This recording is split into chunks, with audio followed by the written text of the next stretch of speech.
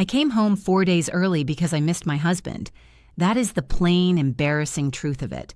11 years married, and I still bought him coffee at a gas station outside Bristol and kept it warm in the cup holder all the way home. Black, no sugar, the way I had always done it. There was another woman's shoes on my front porch, not tossed, not kicked off in a hurry, lined up beside mine. Tan flats, size 7, a scuff on the right toe. The small, careful act of someone who had been there long enough to know where things went. There was a child's pink jacket on my wicker chair, a small red backpack with a cartoon fox on it leaning against the railing, and through my own front window, the blue flicker of my television and the silhouette of a woman moving through my kitchen like she had done it 1,000 times. I sat in my driveway and looked at all of it. His coffee was still warm. Here is what I did not do. I did not honk the horn. I did not cry in the car, though something in my chest had gone very cold and very still, the way a room goes still right before a window breaks. I did not drive away. What I did was pick up both coffees, tuck my keys in my pocket, and walk up my own front steps. I am a forensic accountant. 14 years of sitting inside financial records and finding the thing someone moved carefully so you would never find it. Embezzlement, fraud, hidden assets, marriages with separate accounts that do not quite add up. I read money the way other people read handwriting, and I have learned that the lie is almost never in the big number. It is in the small ones. The $47 charge on a Tuesday. The transfer that happens 3 days before every holiday. The recurring payment labeled with a name that looks like a vendor, but is not one. I tell you this because it is the reason my hands were steady when I opened that door. When you spend 14 years finding things people spent years hiding, you develop a particular relationship with shock. It does not paralyze you. It focuses you. The woman in my kitchen was blonde, around 32, wearing a gray cardigan, standing at my stove stirring something in my blue Dutch oven. The kitchen smelled like tomatoes and garlic, which is a smell I love, which made everything fractionally worse. At my kitchen table, a little girl sat with a coloring book, maybe 4 years old, a red crayon in her fist, drawing what appeared to be a very determined horse. She saw me first. She looked up with the uncomplicated directness children have before they learn not to. She said, "Hi." "Hi," I said, because what else do you say to a 4-year-old? The woman at the stove turned around. I watched the color leave her face the way it leaves a candle when you cover it. She said a name, not my name. She said, "Joe." He came down my stairs about 4 seconds later. Gray t-shirt, jeans I had washed and folded myself 2 weekends before, his socks. He stopped on the 3rd step from the bottom when he saw me, and his face did the thing guilty faces do, which is not go pale but go very specific. Every feature settles into itself like a structure finding its load-bearing walls. We looked at each other across 11 years and a kitchen that smelled like someone else's dinner. I set his coffee on the counter, gently, the exact way you set something down when you want to make sure it does not break. "It'll get cold," I said. That was all I said. I pulled out a kitchen chair, sat down, and looked at the child's drawing. "That's a good horse," I told her. She told me his name was Thunder and that he had 4 legs, but she had only drawn 3 so far. I said that was all right. Thunder could wait. I have thought about that moment many times in the months since, and what I understand now is that sitting down was not weakness. Sitting down was the most deliberate thing I could have done in that room. A woman who screams is easy to manage. A woman who storms out can be followed and reasoned with and negotiated back to. A woman who pulls out a chair and comments on a child's drawing is a different problem entirely. Joe came off the stairs. He said my name the way people say your name when they are not sure which version of you they are about to get. I said, "Start some pasta. There's enough sauce for all of us." He stared at me. "Joe," I said pleasantly, "start the pasta." Over the next 40 minutes at my own kitchen table, while pasta boiled and Becca colored Thunder's fourth leg a cheerful red, I learned the shape of the life my husband had been running in parallel with mine. His name was Joe Callahan. Hers was Jessica Teller. The child's name was Becca, 4 years old, almost 5, and Becca called my husband Daddy. He had been paying rent on a second apartment in Roanoke for 2 years.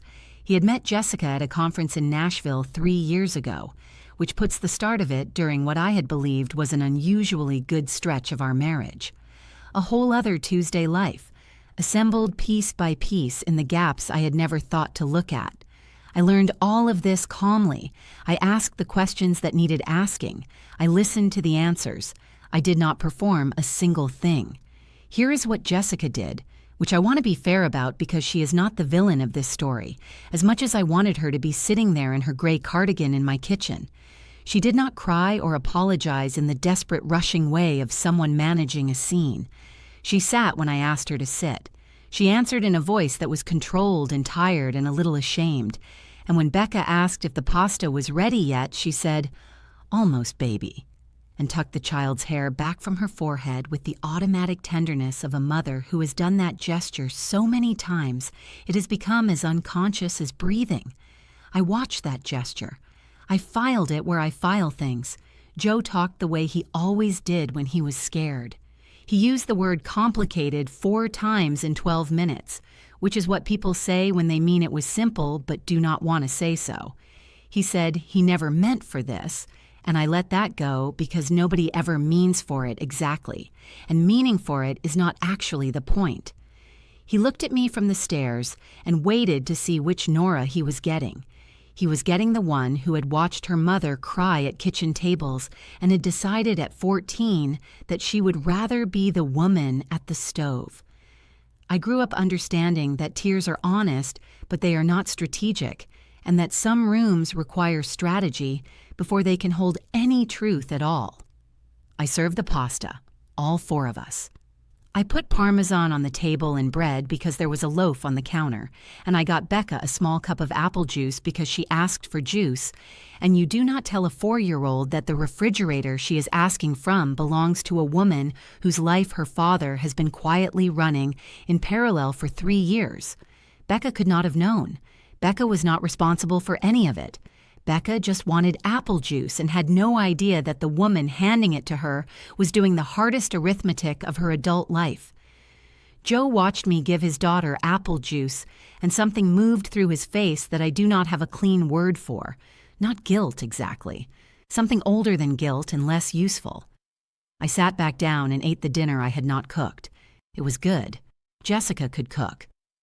When Becca had finished most of her pasta and drawn 2 more horses on the paper placemat I had given her, I looked at Jessica and said what I had been composing, sentence by sentence since I first sat down.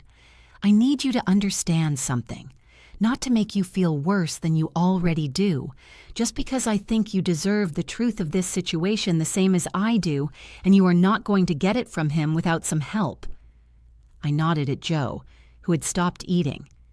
He has been lying to both of us. Whatever he told you about this marriage, about me, about what was and was not real. I have the financial records going back 11 years. I have the mortgage, the joint accounts, the tax returns. I can show you, if you want to see, exactly what was true in this house and what was not. Jessica looked at her plate for a long time. "I know there's a mortgage," she said finally. "Then you knew this was not available," I said. She looked up. Her eyes were clear and unhappy and exhausted. "He told me you 2 were separated, not legally, but done for years, that you stayed for financial reasons." She paused. "He said you were never home anyway." I let that land without flinching because I had been expecting something like it from the moment I sat down. "I was home enough to know every scuff on these floors," I said. "I refinished them myself the summer before last. You can look at the grain in the corner by the back door and tell me I started too close to the wall and had to sand it again." I paused. "I love this house. I loved him. I was not done. He told you the story that made this easier for him to do." That sentence went somewhere in her. I could see it land. The specific thing people feel when they understand, for the first time, the exact shape of how they have been used. She said very quietly, "I have a 4-year-old daughter by that man." "I know." "I didn't know," she said. "Not for the first year. And when I found out there was a wife, I went 6 months without speaking to him." She looked at Joe with a flatness that told me the 6 months had been real and had cost her something. And then I did what people do. I believed what I wanted to believe. I understand the thing she was describing, the calculation you make when your heart has already bought something that your mind has started to have questions about, the way you sit with the receipt a little longer, hoping it will start to make sense. I looked at this woman in my kitchen, a woman who had been lied to as systematically as I had, but with a different set of false documents, and I made a decision that I want to be clear was not generosity. It was not sainthood. It was not grace performed for anyone watching. It was a practical decision made by a woman who had been running arithmetic in her head since she set the coffee on the counter, and it was this. Jessica Teller was not my enemy. Joe Callahan's choices were my problem. Those are two entirely different things, and treating them as the same would have cost me everything I needed to keep. I turned to Joe. "Here is what happens now," I said. He started to speak, and I kept talking. "I'm going to get the guest room ready for tonight because Becca is not driving anywhere at 8 o'clock, and I will not put that on a child. In the morning, Jessica, I will give you the number of a friend of mine who does family law. She will tell you everything you are entitled to as the mother of his child, which is considerably more than he has told you. I promise you that." Jessica watched me steadily. "Tomorrow morning, Joe will begin moving his personal belongings to the garage, not because I need the dramatic gesture, because I need him out of my immediate sightline while I think." I folded my napkin and set it flat on the table. "I am not going to be loud about this.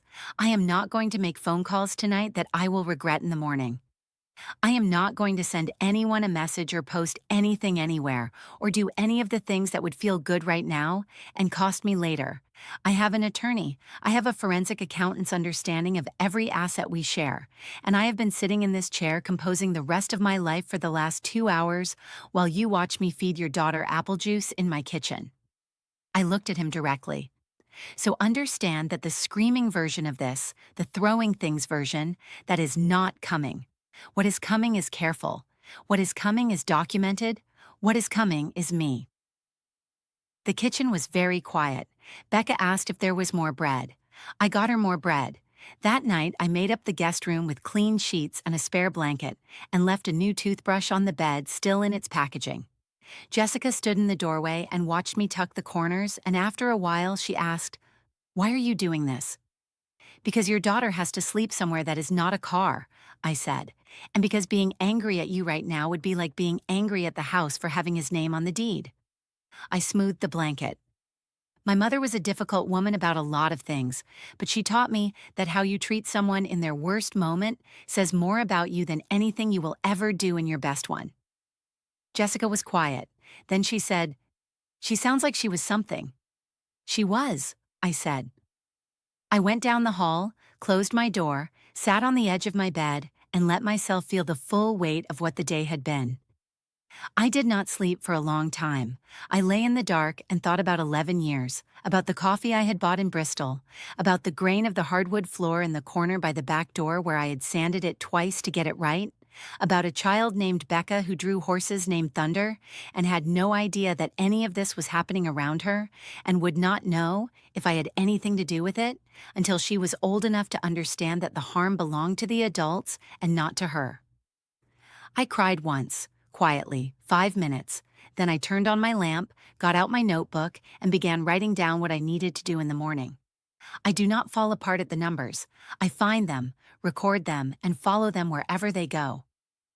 My marriage was a set of numbers I had not examined because love makes you trust the summary without checking the footnotes.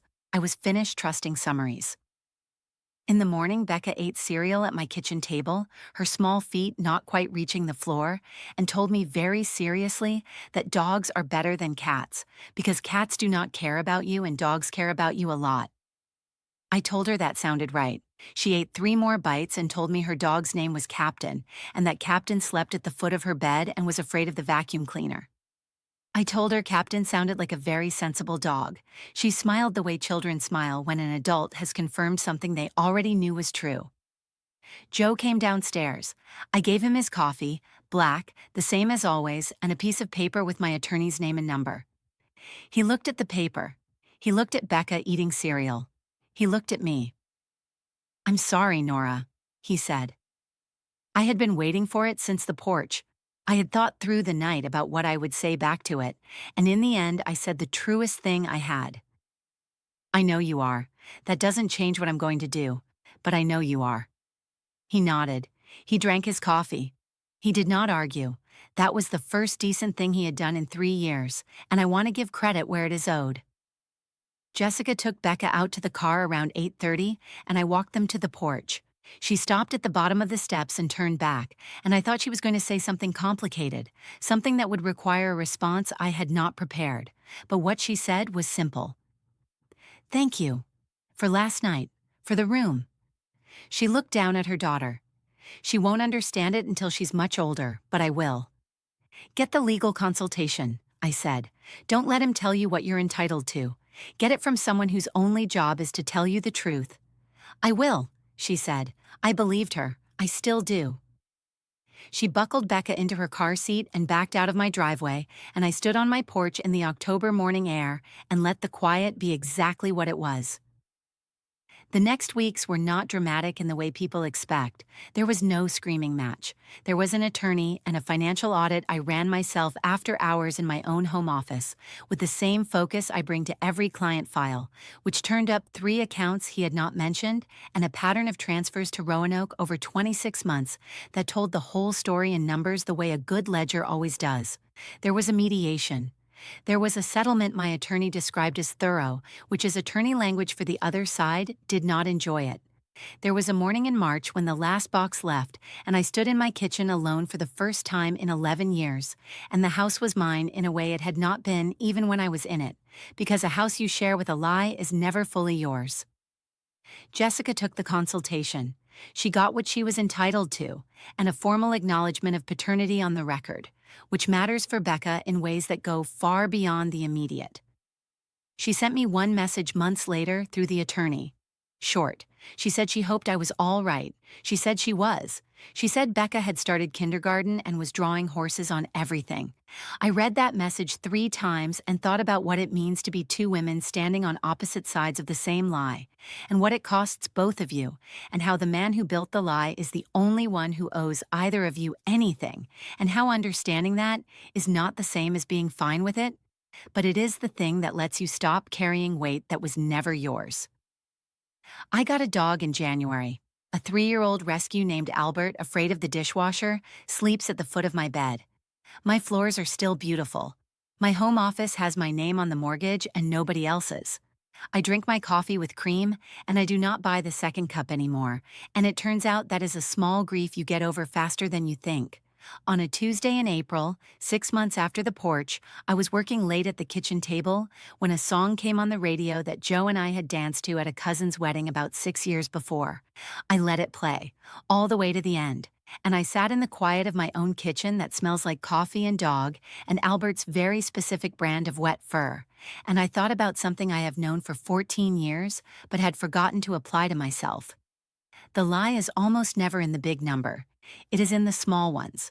$47 on a Tuesday, a transfer 3 days before every holiday, a tan flat with a scuff on the right toe, lined up where it did not belong. I had been reading rooms like that my entire career. I had just forgotten to read my own. You cannot make someone tell you the truth. You cannot cry them into it or stay up late enough that they will finally feel bad enough to offer it. What you can do is build a life clear enough that when the lie walks in the front door, there is no room for it at the table.